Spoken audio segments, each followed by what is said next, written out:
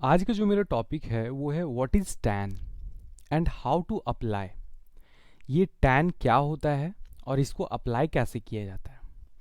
तो जैसा कि हम लोग टीडीएस का पूरा सेशन मेंटेन कर रहे हैं, तो वैसा व्यक्ति, वैसा पर्सन जो टीडीएस काटने के लिए लाइबल है, मतलब जो डिडक्टर है। पर्सन मीन्स वो कंपनी भी हो सकता है, फर्म भी हो सकता है, इंडिविजुअल भी हो सकता है, या तो गवर्नमेंट भी हो सकता है, गवर्नमेंट बॉडी भी हो सकता है। पिछले क्लासेस में हम लोग देख चुके हैं। तो उसके अनुसार से अगर कोई भी पर्सन टीडीएस काटने के लिए लाइबल है तो उसके पास टैन नंबर होना ही चाहिए। टैन नंबर मैंडेटरी है। अगर वो उसके पास टैन नंबर नहीं है तो वो ना ही टीडीएस गवर्नमेंट को डिपॉजिट करवा पाएगा और ना ही वो अपना रिटर्न्स सबमिट कर पाएगा। तो टीडीएस डिडक्ट करने के लिए टैन नंबर का होना बहुत ज़रूरी है। जैसे कि हम लोग अपना इनकम टैक्स फाइल करने के लिए पैन नंबर का होना ज़रूरी है, उसी तरह डिडक्टर के पास टीडीएस कलेक्ट करके, टीडीएस डिडक्ट करके गवर्नमेंट को डिपॉजिट करवाना ये मैंडेटरी है ना। वो भी क्या करेगा, with the help of tan के थ्रू वो करेगा। तो इसीलिए टैन बहुत मैंडेटरी हो जाता है। इसका हम लोग पूरा नाम देखते हैं। जैसे पैन का क्या होता है, परमानेंट अकाउंट नंबर होता है, उसी तरह टैन होता है।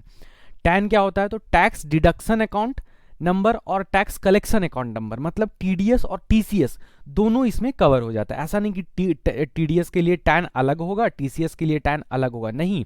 टीडीएस और टीसीएस दोनों सेम पैन पे चल जाएगा, दोनों सेम पैन पे हो जाएगा काम। अब देखिए यहाँ पे क्या कंडीशन होता है। अगर कोई पर्सन है, इट मीन्स अगर कोई कंपनी है, कोई पार्टनरशिप फर्म है, कोई एलएलपी है, कोई इंडिविजुअल है या कोई हफ है, तो उसको अलग अलग एक person multiple tan number occupy नहीं कर सकता है।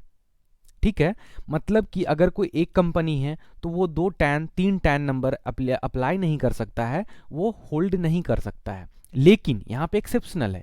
क्या है, अगर कोई कंपनी है, उसका मल्टीपल ब्रांचेज हैं, तो वो ब्रांच के लिए सेपरेट टैन अप्लाई कर सकता है। ठीक है, तो अभी तक हम लोग समझ गए कि टैन क्या है। टैन एक बहुत ही, मतलब ये अल्फा न्यूमेरिकल नंबर होता है, जैसे 10 डिजिट का होता है ना। पहले अल्फा, फिर न्यूमेरिकल, फिर आपका क्या होता है, फिर अल्फा अल्फा होता है। तो इसलिए अल्फा न्यूमेरिकल अल्फा होता है। तो ये 10 डिजिट का होता है। इसको इशू कौन करता है, तो इसको इशू इनकम टैक्स डिपार्टमेंट करता है। ठीक है, जिस तरह से pan card income tax department करता है इशू, उसी तरह से टैन नंबर भी कौन इशू करता है, आपका इनकम टैक्स डिपार्टमेंट ही इशू करता है। अब देखते हैं कि इसको अप्लाई क्या है। सबसे पहले तो एलिजिबिलिटी, अगर हम टीडीएस काटने के लिए लाइबल हैं तो हमको क्या होना चाहिए, मेरे पास टैन नंबर होना चाहिए। अब देख लिए कि टैन नंबर जब हमको जरूरत है तो मेरे पास कैसे, ये इसको कैसे अप्लाई करेंगे हम, इसको आखिर टैन नंबर हम कैसे पाएंगे। ठीक है, तो उसके लिए हम लोग के पास दो मेथड्स होते हैं। दो मेथड्स में क्या है, तो एक ऑफलाइन मेथड है और एक ऑनलाइन मेथड है। ऑफलाइन मेथड में क्या होता है कि हम लोग को एक फॉर्म फिल करना होता है। फॉर्म तो दोनों जगह फिल करना होता है, लेकिन यहाँ पे क्या होता है ऑफलाइन मेथड में कि आप एक फॉर्म कहीं से भी प्रिंट आउट निकाल लीजिए। ये आपको इनकम टैक्स के वेबसाइट पे भी मिल जाएगा, और वो प्रिंट आउट निकाल के आप उसको भर दीजिए, पूरा फिल कर दीजिए, और आप पास के जाके अपने आसपास में टीन फैसिलिटेशन सेंटर होता है। ठीक है, टीन फैसिलिटेशन सेंटर होता है जो एनएसडीएल रेगुलेट करता है। वहाँ पे जाके आप वो फॉर्म सबमिट कर दीजिए।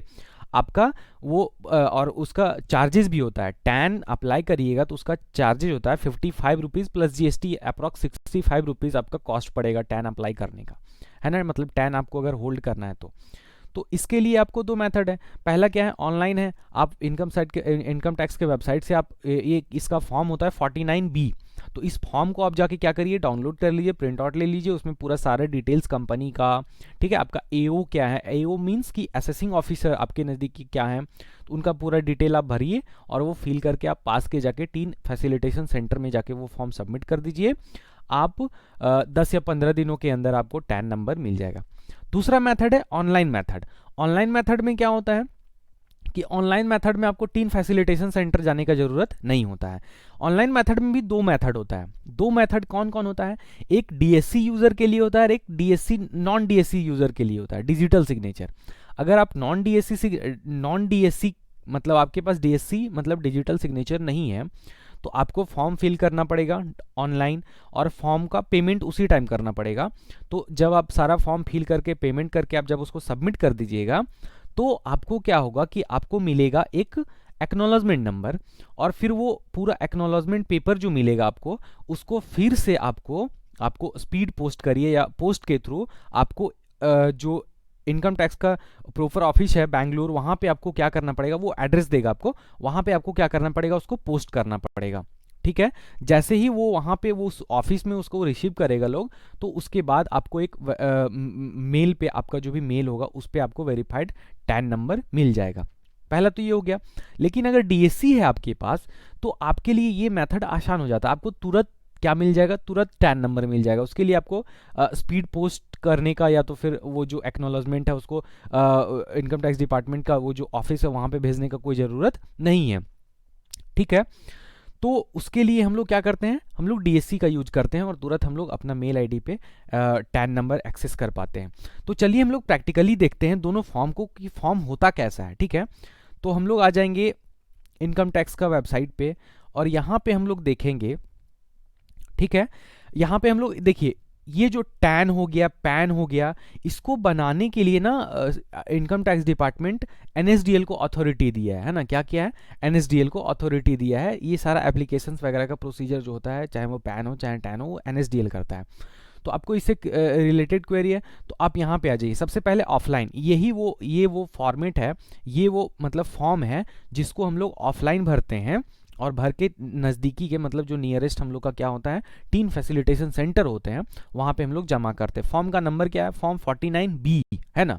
ये 49A होता है पैन के लिए, और 49B क्या होता है आपको, टैन के लिए। ठीक है, तो for application of allotment of tax deduction and collection account number under section 203।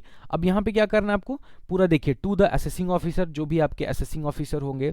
ठीक है, असेसिंग ऑफिसर कोड, उनका पूरा एरिया एओ नंबर डाल देना है, और ये प्रॉपर आपको क्या करना है कि नेम आपको पूरा डालना है, name of office, name of organisation, name of department, name of ministry, designation of person responsible for making, इसको समझना होगा, है ना। टैन में क्या होता है कि किसी एक व्यक्ति को, एक ऑर्गेनाइजेशन होता है, टैन पूरा ऑर्गेनाइजेशन का है, लेकिन ऑर्गेनाइजेशन में किसी एक पर्सन को हम लोग को क्या करना है, रिस्पॉन्सिबिलिटी देना है पूरा टैन का, है ना, पूरा टीडीएस का रिस्पॉन्सिबिलिटी देना है। तो उसके लिए हम लोग उसका पूरा जो भी रिस्पॉन्सिबल पर्सन होता है उसका सारा डिटेल हम लोग देते हैं। ठीक है, तो ये पूरा फॉर्म है, ये पूरा form, name of office, name of organisation, designation of, ये सारा चीज़ है। ये फॉर्म पूरा आपको प्रिंट आउट निकाल के फिल करके आपको पूरा क्या करना है, इसमें कुछ वैसा मतलब टिपिकल नहीं है, सारा चीज़ आप पढ़ के यहाँ पे इसको भर सकते हैं, और जाके 3 फैसिलिटेशन सेंटर में जाके प्रॉपर उसको पेमेंट करके 65 रुपीज़ समथिंग, और आपको वो सबमिट कर देना रहता है। चलिए अब हम लोग देखते हैं कि इसका ऑनलाइन मेथड क्या है। तो आपको सिर्फ कोई भी ब्राउज़र में आना है और वहाँ पे सर्च करना है टीडीएस एप्लीकेशन, टीडीएस अप्लाई, है ना, सॉरी टीडीएस नहीं, टैन एप्लीकेशन ऑनलाइन। ठीक है, तो आपको सबसे पहले यहाँ पे देखिए मिलेगा क्या कि टैन एप्लीकेशन किसका वेबसाइट है, एनएसडीएल का वेबसाइट है। जैसे आप अंदर जाइएगा तो you will get an instruction की गाइडलाइंस की कैसे फॉलो करना है, कैसे भरना है उसको। तो यहाँ पे पूरा आपको गाइडलाइंस मिल जाएगा, है ना। गाइडलाइंस मिलने के बाद आपको यहाँ पे देखिए 2 मेथड हम बताए थे ऑनलाइन में, कि एक है क्या कि अप्लाई टैन फॉर न्यू, और अप्लाई टैन फॉर न्यू, लेकिन ये क्या है, इसमें क्या है कि आपका मतलब कि आप डीएससी, विदाउट डीएससी, है ना, आपको यहाँ पे पेमेंट करने के बाद एक्नॉलेजमेंट जो होता है वो आपको क्या करना पड़ेगा, पोस्ट करना पड़ेगा, है ना। तो और उसी तरह यहाँ पे क्या है, apply for new tan for DSC user के लिए। तो हम लोग देखते हैं यहाँ पे क्या करना है कि जैसे हम लोग करेंगे तो यहाँ पे क्लिक करना पड़ता है, और हम लोग को चूज करना पड़ता है कि आखिर जो हम लोग डिडक्टर है वो क्या है, central government, state government, local authority.